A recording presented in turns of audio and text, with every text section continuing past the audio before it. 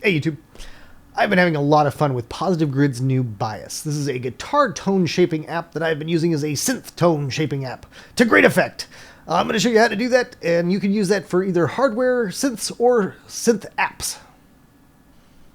So for this example, I'm going to be using the TT303, which is a single oscillator monosynth. And the reason I'm using a single oscillator monosynth is because single oscillator monosynths sound really, really wimpy all by themselves and absolutely love to be pumped into any kind of effect. So this is what it sounds like all by itself. Yeah, that's all right, but it's a really wimpy sound. So that's what that same sound is in bias.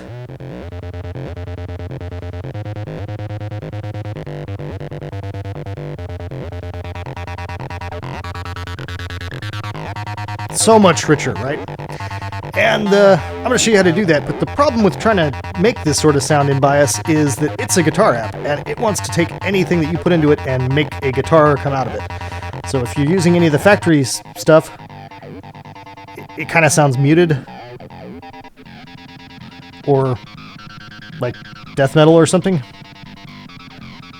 I mean, that's kind of amusing, but it's not really what we're going for here. So I'm going to show you how to turn one of these into this. And the first step is always, oh my god, always turn off the cab. Put this into bypass. Hear how much more sound we're getting now? Like this, the tone is dramatically like muffled here with any of these cabs. But you bypass that and it's already sounding worlds better, right?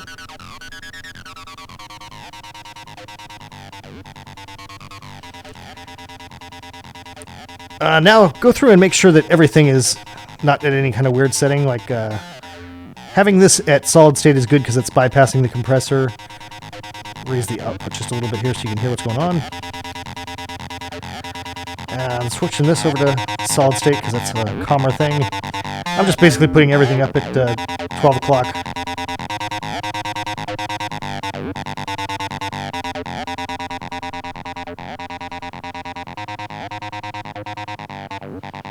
And this I'm going to start to swap around now and give this the bass GK, which has 4 EQ settings here. And whenever you're working with any kind of EQ, you want to bring down something before you push up something. So I'm going to bring down the bass a little bit, which might seem weird on a bass synth, but I'm going to pump the mid just to give it a rounder, fuller sound. And now we can start playing with the fun stuff. So here you got 2 different stages. You've got a preamp stage, or an input stage and an output stage. They're both part of the preamp. And you can affect the sound that you get from both of these stages. So as you hear, we got kind of a round sort of sound here. And that's a much more aggressive sound. But I'm using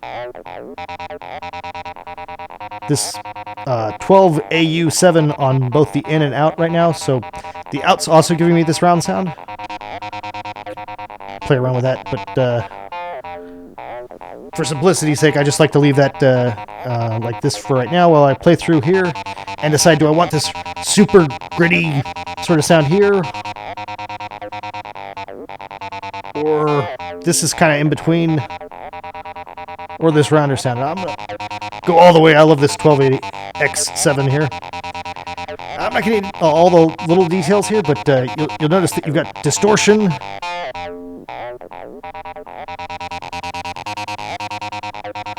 And then you've got these tube stages. Like, whoa!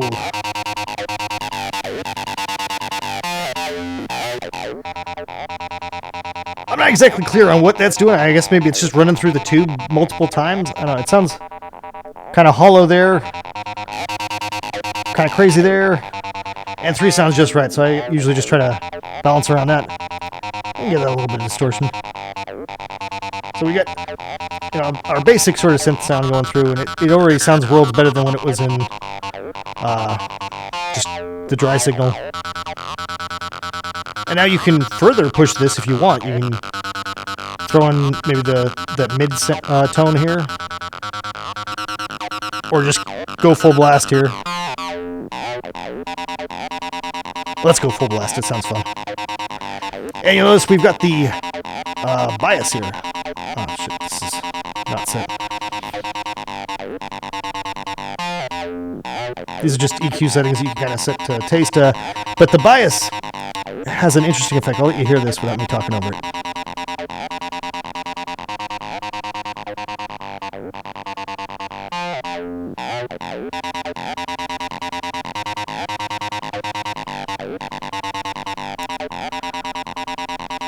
So over here, the cold really is cold. It's getting rid of a lot of that higher frequency stuff. And hot's really boosting that higher frequency, giving it this really kind of energetic sound, right?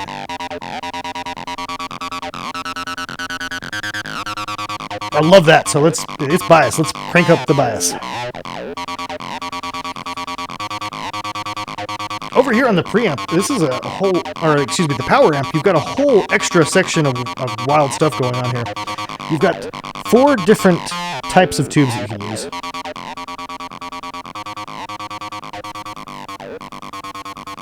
And then you've got 4 different stages for these things. So you've got like a total of 64 possible combinations. And I'm sure there's like science or something that can tell you which one you want, but I just kind of play around with it.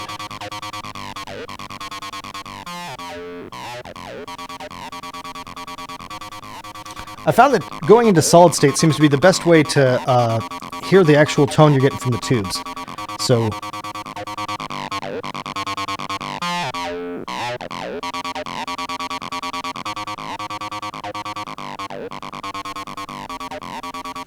that one's making it a little too gritty. That one sounds pretty good. That one's going to get a bias adjuster here. I'm just going to leave that one in the center. And you've got another distortion.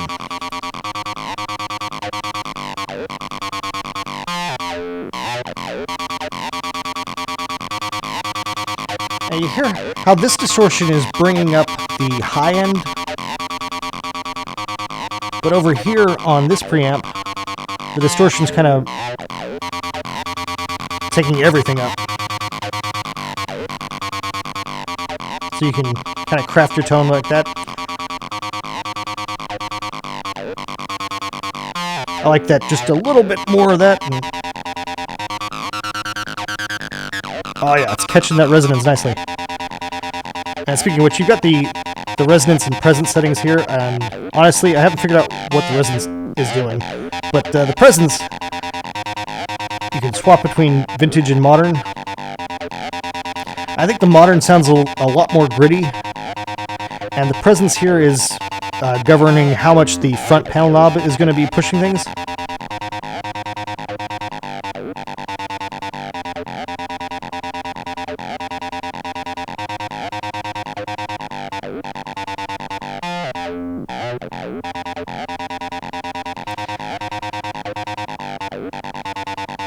And finally, the transformer gives you the opportunity to throw in a compressor here if you're switched into the tube rectifier mode. You see it's compressing, and some people like to really throw a lot of compression onto their synths to really boost them, and you can further boost this with the extra output here.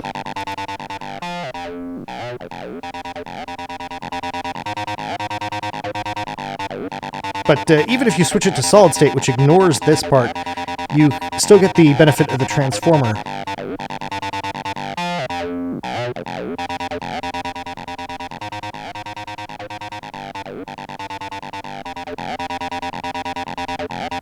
The tones are really subtle, but it's slightly accentuating certain segments of the frequencies.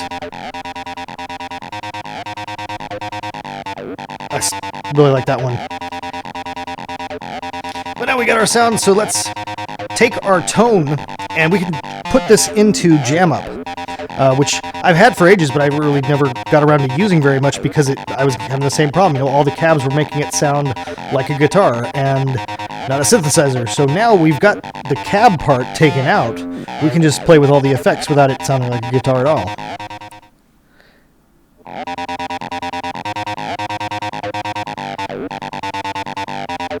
we got the same sort of settings here and the same sound that we were getting, so now we can throw in maybe some extra distortion. This is JamUp's version of the Proco Rat, which is a popular effect to throw on TB303s. That's fun. I also really like this chorus. I've got this completely maxed out, but with a slow speed. I think it adds some nice variation there. And the Crybaby really grabs the resonance.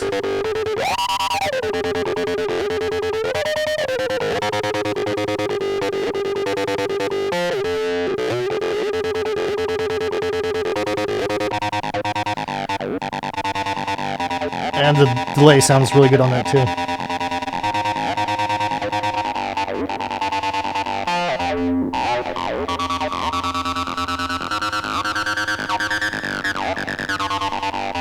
So rather than feeling wimpy, this is now a full-on sound coming out of this single oscillator mono synth.